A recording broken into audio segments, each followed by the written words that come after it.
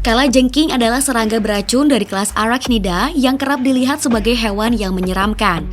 Hewan yang memiliki 8 kaki ini mempunyai ciri khusus, yaitu kedua capit dan senjata pamungkasnya yakni ekor yang beracun yang bisa menyengat mangsanya. Selain itu, terdapat rambut di seluruh tubuhnya yang bisa menyala jika terkena sinar ultraviolet dan berfungsi sebagai sensor. Di alam liar, kalajengking memangsa serangga lainnya untuk dimakan. Kalajengking juga termasuk serangga yang usianya cukup panjang dibandingkan dengan serangga lainnya karena mampu bertahan hidup 3-8 tahun. Hutan lembab dan tanah yang gembur memang menjadi habitat kalajengking jenis AFS. Di sini saya, Kang Roso, dan Kang Epung mendapatkan kalajengking lumayan banyak pemberani. Kang Roso mengajak saya untuk langsung mengolahnya. Seperti biasa, di hutan kita harus mencari kayu bakar untuk pengapian. Kami pun lanjut mencari kayu bakar. Berjalan sedikit lebih jauh, kami tiba di hutan bambu. Baru saja masuk, tiba-tiba... Mas, ada ular, Mas! Kang, hati-hati, Kang! Hati-hati, Kang!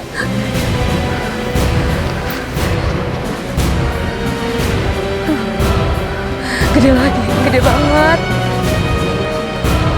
Hati-hati, Kang!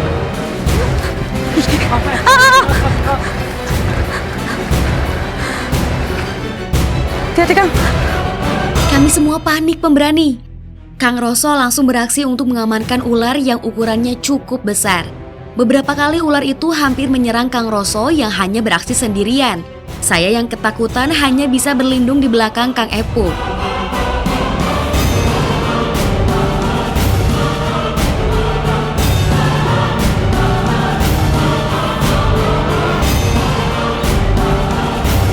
Saat ular itu berhenti menyerang, Kang Roso meminta saya untuk menangkap kepala ular tersebut pemberani.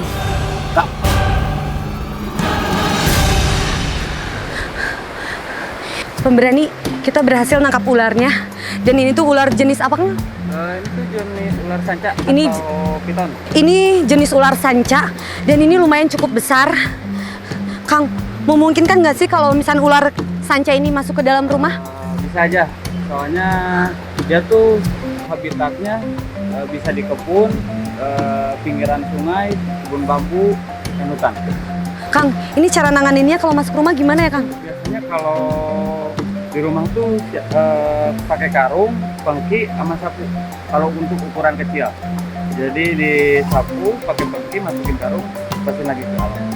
Kalau untuk ukuran besar ini harus ada 2 orang atau 3 orang. Iya, karena cukup besar ya, Kang ya. Kang, ini lagi ganti kulit ya, Kang, ular sanca ini? Jadi kalau lagi ganti kulit seperti ini, ular tuh nggak agresif bener, karena dia sakit. Mau lepasin kulit lamanya, ganti kulit baru. Oh gitu, Kang ya. Sanca atau Pitonide memang bukan ular yang berbisa. Tapi jika sudah melilit mangsanya, ular ini tetap mematikan pemberani. Kami pun memutuskan melepaskan kembali ularnya dan lanjut mencari kayu bakar. Kalajengking adalah hewan yang semuanya memiliki racun.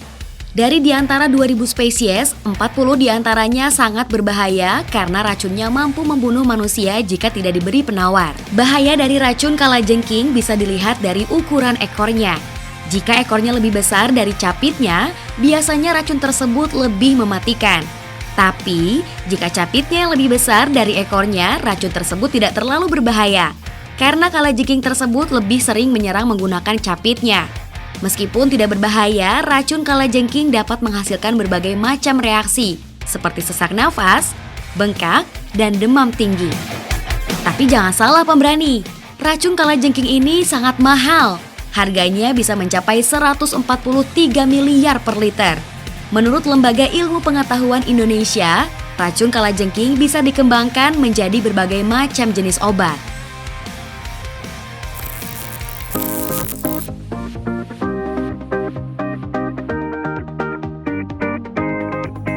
Pemberani, terdapat banyak olahan makanan yang ada di Indonesia. Namun banyak juga olahan makanan yang berasal dari hewan yang jarang dikonsumsi. Padahal mempunyai manfaat yang baik untuk kesehatan manusia. Salah satunya adalah kalajengking. Kalajengking merupakan hewan beracun yang cukup berbahaya. Sebelum dimasak, kalajengking harus direbus terlebih dahulu dan disatukan dengan jahe. Kandungan antioksidan pada jahe dapat menghilangkan racun yang terdapat pada kalajengking. Jika sudah direbus, bagian sengat dari kalajengking juga harus dibuang. Setelah itu, siapkan bumbu kuning. Di antaranya bawang merah, bawang putih, cabai hijau, cabai merah, dan terakhir kunyit dan jahe. Ulek hingga bumbunya lembut. Agar lebih istimewa lagi, kita juga bisa memasukkan tempe sebagai bahan tambahan. Dan jika sudah siap, langsung saja dimasak dengan minyak goreng secukupnya. Dan jika sudah matang, kita bisa langsung menyantapnya pemberani.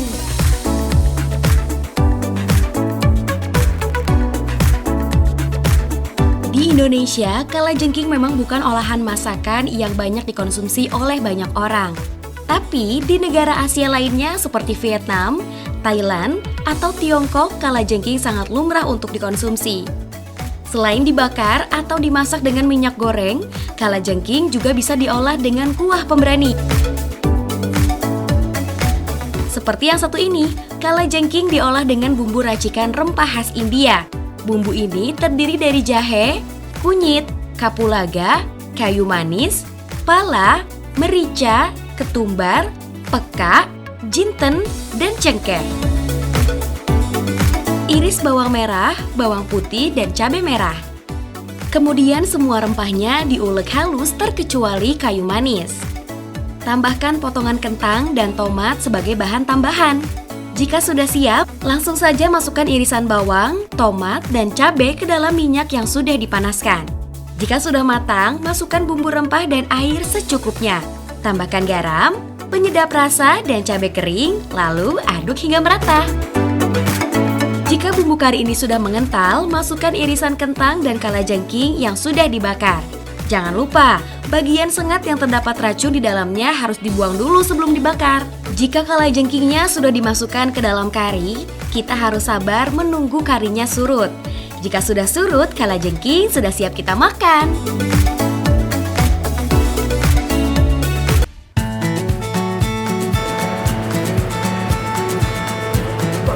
Sebelum memasak kalajengking, Kang Roso menyiapkan alat pembakarannya terlebih dahulu.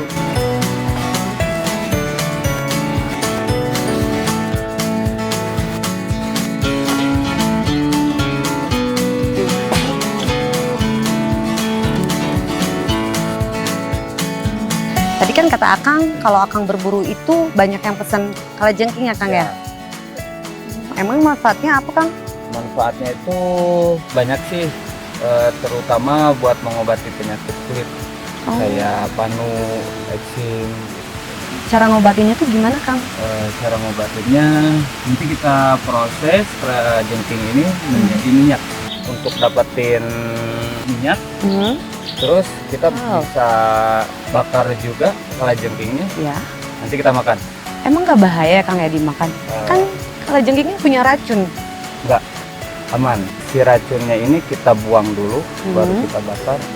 Nanti kita cobain makan. Kang Roso pun mulai mengolah kalajengkingnya. Untuk mendapatkan minyak dari kalajengking, cukup menyimpan kalajengking tersebut di alat masak, kemudian dipanaskan. Minyak akan keluar dengan sendirinya. Manfaat dari minyak kalajengking ini cukup banyak pemberani. Dapat mengobati berbagai jenis penyakit kulit seperti panu, kadas, kurap, dan gatal-gatal. Namun, harga minyak kalajengking ini juga lumayan mahal. 500 ml dihargai sekitar Rp100.000.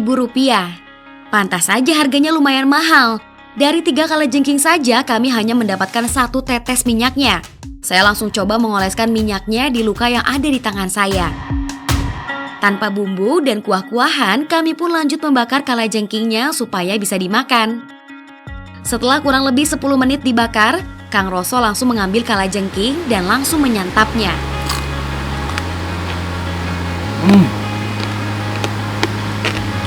Enak. Mau nyobain? Coba. Nggak akan kenapa-napa nih Kang kalau saya coba. Kang Roso terlihat menikmati kalajengking yang sudah matang. Saya jadi penasaran pemberani.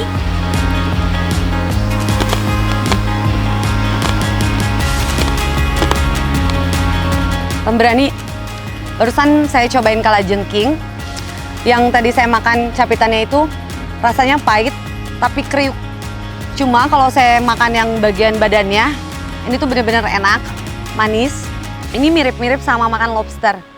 Tidak seperti yang dibayangkan, rasa daging kalajengking ini ternyata lumayan enak.